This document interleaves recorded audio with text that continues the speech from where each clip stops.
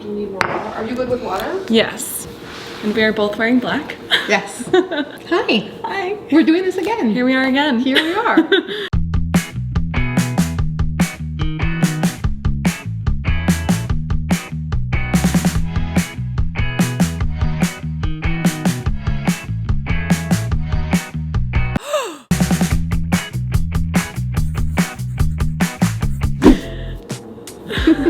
So we posted a video just over a month ago. That was a month ago. That was a month ago at least, because Wow. I've been on a trip for the last month. I was in Australia for 3 weeks and then in New York.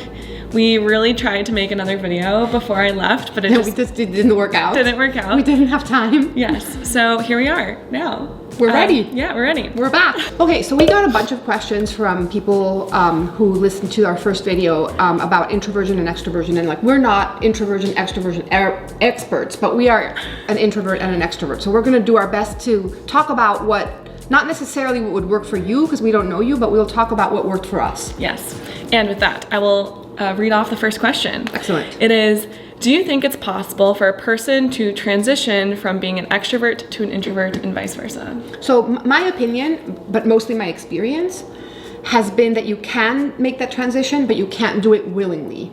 Meaning, life can make you more or less extroverted or more or less introverted, but you can't wake up one morning and say, I am this and I want to be that. And I think the big lesson there, to me anyway, is that there is a lot that you have to gain by accepting who you are and going from there. Yeah, I think the only thing I wanted to add to that maybe is that I think we all have introverted and extroverted tendencies.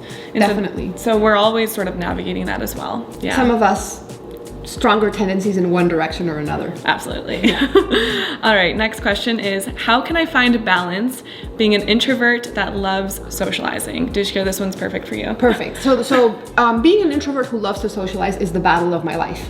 I love to socialize and I end up overstimulated and just completely overwhelmed and often just like not a very nice person to be around just because I'm completely exhausted.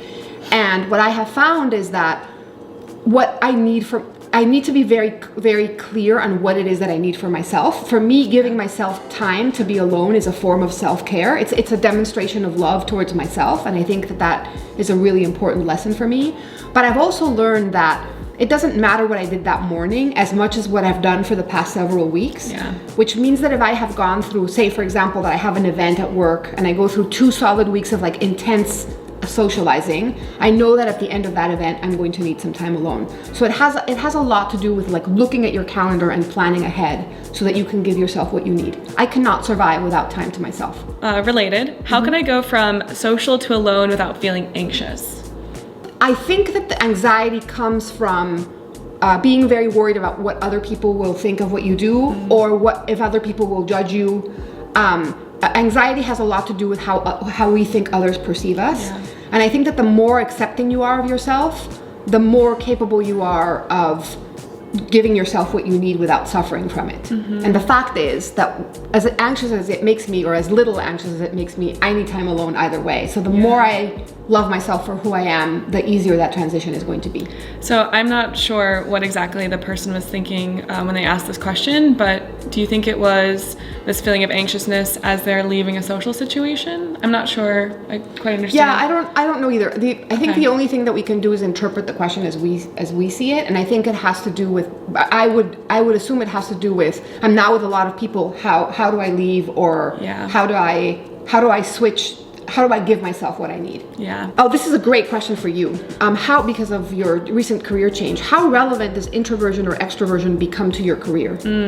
So yes, introversion, extroversion is relevant, and it's relevant in not like the choice of your career. Like I don't think being extroverted or introverted that like you can't do any sort of job necessarily, but it's just going to be different in how you execute on the job. And so I mean, this is relevant to my new career because, but see, okay, there is that piece to it. Like that's important. I don't think you should choose a job because you're introverted or extroverted. Like anyone can do any job. It's just going to be, you're going to do the job differently. Exactly. Right? And then there is this other side to it too, which is like, I noticed that I had a lot of energy and I was sitting at my desk and I like needed to let it out, but I was sitting there like there was no one to give it to. And so I noticed that, and because of that, that's led me to this new job where I will be able to interact with more people and be like building relationships and connecting people and sort of being out in the world more than being at my desk. And so like that all being said,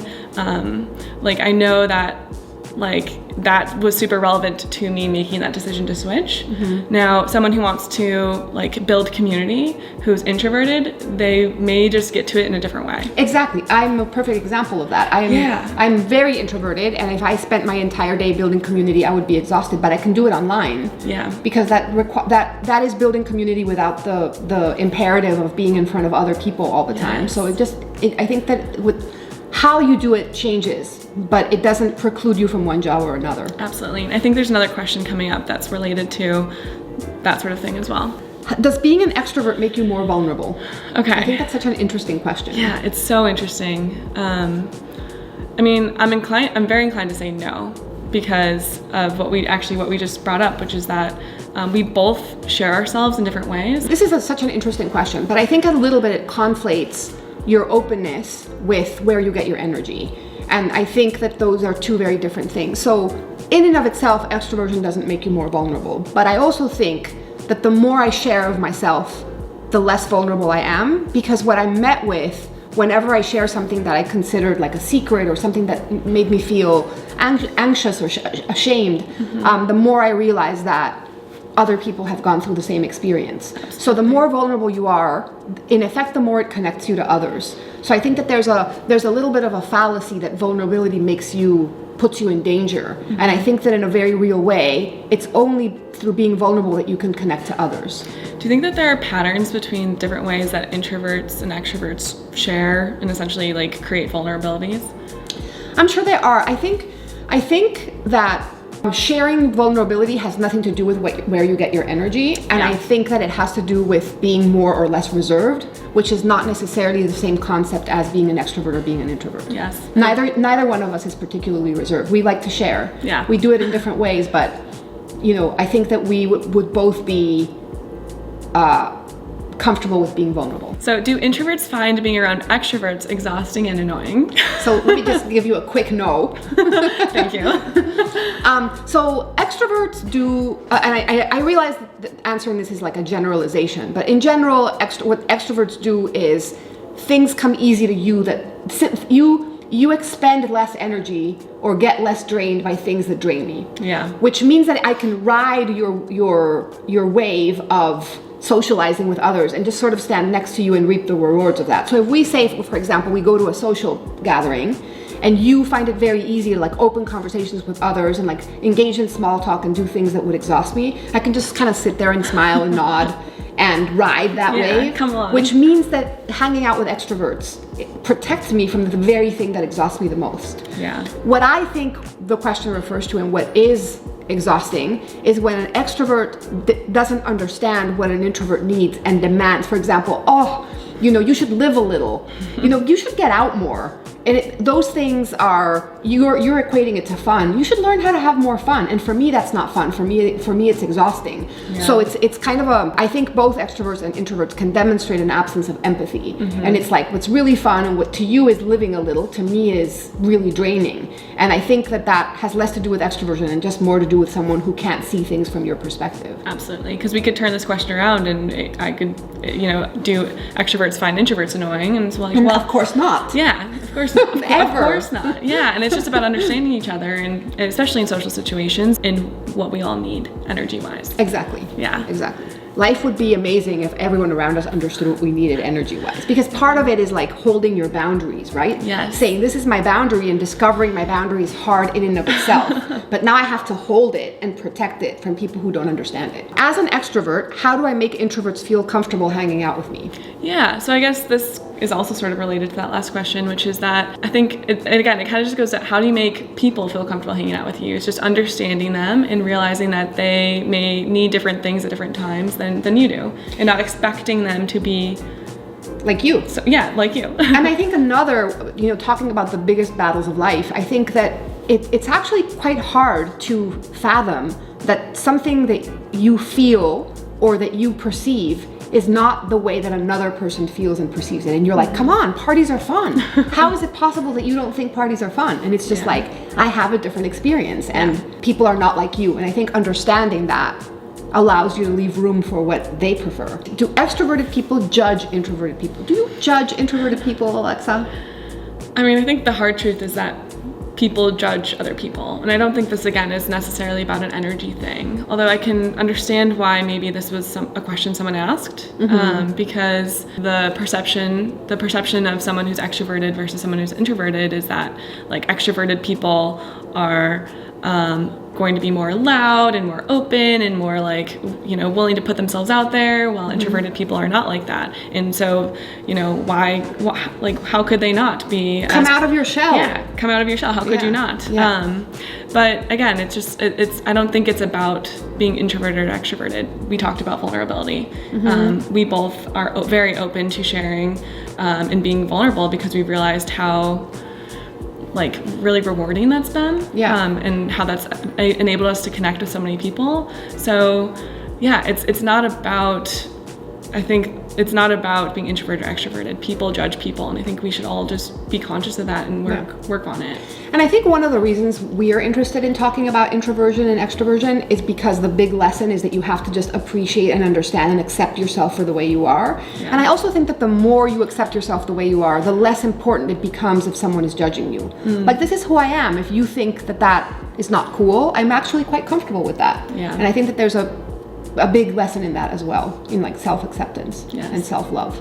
Is placing people in categories slightly preposterous as we are so complicated? Yeah, I think it is actually. I think that we are all everything. I genuinely think that we are all infinite. We are all one thing and the opposite. There are no real dualities. But I also think that understanding ourselves and giving ourselves what we need is so important for our happiness that sometimes coming up with those categorizations, if it's going to label us and limit us, I don't think that it's very helpful. But if a category or a form of identity, like I am an introvert, is going to make it easier for me to identify what it is that I need and what I want, then I would welcome it. I think that we all think we know what we want, and it's actually really, really difficult to understand. So if you can identify these categories and figure out, get closer to what that is, what do I want? What do I need right now? What is going to make me feel better right now? I think that then you use them when they're helpful. Yes. Mic drop. Okay, we're done? That was perfect. Excellent. So that was part 1. Thank you so much for having us. Until next time. Until next time. Hi. You made it to the end of the video. So it's midnight, but when is a better time to film a video than now, right? So hold on. I'm excited to announce another giveaway. And this giveaway I'm so excited about because we are giving away 5 of Dushka's new book, and it's called Love Yourself and Other Insurgent Acts that recast everything. Wow. And it's this beautiful cover was designed by Dushka and I's colleague Erin Pinkley. So this book is very special. I'm so excited to read it. Dushka is going to sign 5 of these books, and we're gonna send them out to 5 of you. Just to set clear expectations, we want to open up this giveaway to anyone and everyone who wants to participate. There may be some challenges that come with sending stuff internationally. So I'll explain how you can win the giveaway. We're gonna choose 5 people, and no matter where you're at, we're going to try to send you the book. But if there are complications that come with sending it to where you are exactly, we may have to work something else out with you. So I just wanted to let you know that. Okay, so how do you participate in this giveaway? Well, since this book is about loving yourself, I think it would be great to hear some recent stories from all of you around something that you've been doing for yourself, self-care. Share that story with us in the comments, and use the hashtag love yourself so I can easily go through the comments and scope out who is actually submitting their story for the giveaway. We will pick 5. This is part 1. This video is part 1 of 2 parts. So in the second video, I will announce who the winners are. And that's that. So I'm so excited to read your comments and your stories. Yeah, that's it for now. I'm gonna go to bed. Bye.